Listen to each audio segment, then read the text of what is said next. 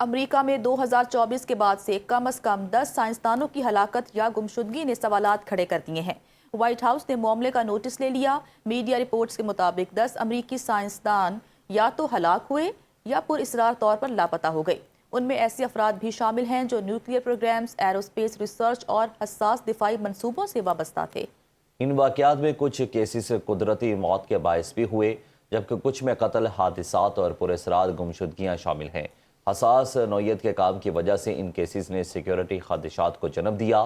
کانگریس کے ارکان نے ایف بی آئی سے تحقیقات کا مطالبہ کر دیا۔ ایران جنگ جلد ختم ہو جائے گی۔ امریکی صدر ٹرمپ کا ایران میں جلد فتح ملنے کا دعویٰ۔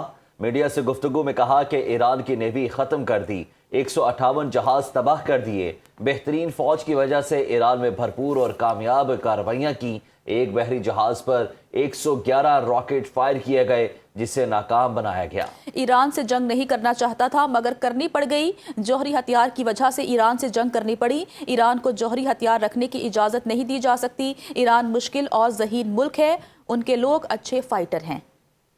صدر ٹرمپ کا ایران کے ساتھ ڈیل ہونے پر پاکستان جانے کا اعلان۔ امریکی وزیراعظم شہباز شریف اور فیلڈ مارشل سید عاصم منیر کے معترف دونوں کو زبردست شخصیات قرار دے دیا۔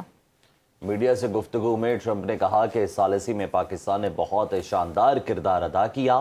اگر ایران کے ساتھ ڈیل نہ ہوئی تو پھر جنگ دوبارہ شروع ہو جائے گی۔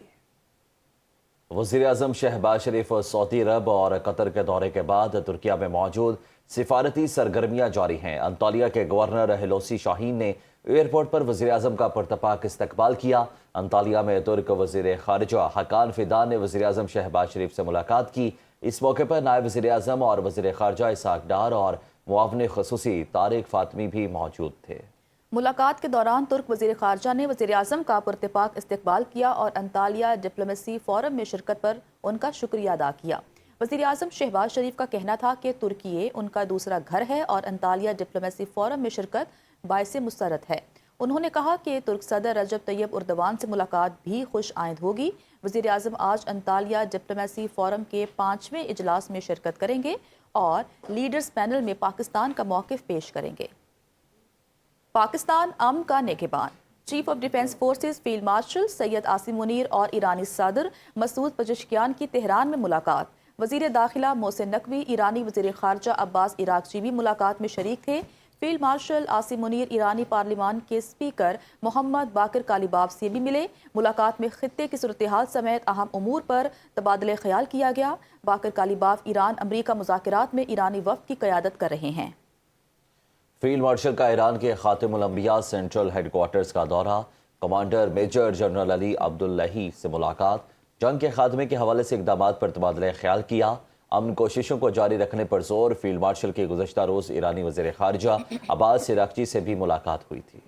دشمن کی خواہش ہے کہ ہم ہتھیار ڈال دیں مگر ان کی یہ خواہش کبھی پوری نہیں ہوگی۔ سربراہ ایرانی فوج امیر حاتمی کا کہنا ہے کہ دہائیوں سے جاری بیرونی دباؤ اور قاتلانہ حملوں کے باوجود عوام کا آئینی عزم متزلزل ہے۔ دشمنوں نے غلط اندازہ لگایا تھا کہ قیادت کے خاتمے سے ملک بھی ٹوٹ جائے گا۔ جب ایرانی سفارتی حکام مذاکرات میں مصروف تھے، ایران کو دشمن کی جارحیت کا سامنا کرنا پڑا ہے۔ ایرانی صدر مسعود پزشکیان نے گزشتہ سال اقوام متحدہ کی جنرل اسمبلی میں دیے گئے اپنے خطاب کا حوالہ دیتے ہوئے کہا کہ ان کی اپیل کا مقصد انسانیت کی ضمیر کو بیدار کرنا تھا۔ انہوں نے اپنے ایکس پیغام میں نام لیے بغیر اسرائیل کو واضح کیا کہ دوسروں کے ساتھ وہی سلوک کرو جو خود برداشت کر سکو۔ صہیونی حکومت نے عالمی قوانین کی خلاف ورزی کی ہے۔ ایرانی صدر کا کہنا تھا کہ ایک طرف بعض ریاستیں جوہری ہتھیار رکھتی ہیں جبکہ دوسری طرف ایک پرامن ایٹمی پروگرام رکھنے والی قوم کے خلاف کارروائیاں کی جاتی ہیں، جو ایک سنگین تضاد ہے۔ انہوں نے یہ بھی دعویٰ کیا کہ ایران، عراق اور شام میں بے گناہ سائنسدانوں کو قتل کیا گیا جبکہ بعض علاقوں میں بچوں کی ہلاکتیں بھی ہوئیں۔ مسعود پزشکیان نے آخر میں سوال اٹھایا کہ کیا عالمی رہنماؤں کے ضمیر ختم ہو چکے ہیں؟ امریکی صدر کا لبنان اور اسرائیل میں 10 روزہ جنگ بندی کا اعلان۔ ٹرمپ نے میڈیا سے گفتگو میں کہا کہ ان کی لبنان کے صدر جوزف اون سے اور اسرائیلی وزیر اعظم سے گفتگو ہوئی ہے جس پر دونوں رہنماؤں نے 10 روزہ جنگ بندی پر اتفاق کیا ہے۔ سیز فائر میں حزب اللہ بھی شامل ہوگی اور حزب اللہ سے بات لبنانی حکومت کرے گی۔ لبنانی صدر اور اسرائیلی وزیر اعظم کو جلد وائٹ ہاؤس بلاؤں گا۔ ایک اور بیان میں صدر ٹرمپ نے کہا کہ امریکی صدر نے لبنان جنگ بندی پر رد عمل دیتے ہوئے کہا آخرکار امن لازمی طور پر ہونا چاہیے۔ حزب اللہ نے معقول انداز اپنایا تو یہ ان کے لیے ایک عظیم لمحہ ہوگا۔ امریکی صدر ٹرمپ کے اعلان کے بعد لبنان اور اسرائیل کے درمیان باقاعدہ 10 روزہ جنگ بندی کا آغاز ہو گیا۔ جنگ بندی کے بعد بیروت میں جشن کا سماں، لبنانی شہریوں کی بڑی تعداد سڑکوں پر نکل آئی۔ لبنان اور اسرائیل کے درمیان 10 روزہ جنگ بندی کا معاہدہ ہوا تھا۔ لبنانی شہریوں کا امن کی بحالی کے لیے معاہدے کے کامیاب نفاذ کی اہمیت پر زور۔ جنگ بندی معاہدے کے تحت دونوں ممالک نے ایک دوسرے پر حملے روکنے کی یقین دہانی کرائی اور اس کا مقصد خطے میں کشیدگی کم کرنا اور فریقین کے درمیان موجود فوجی تصادم کو روکنا ہے۔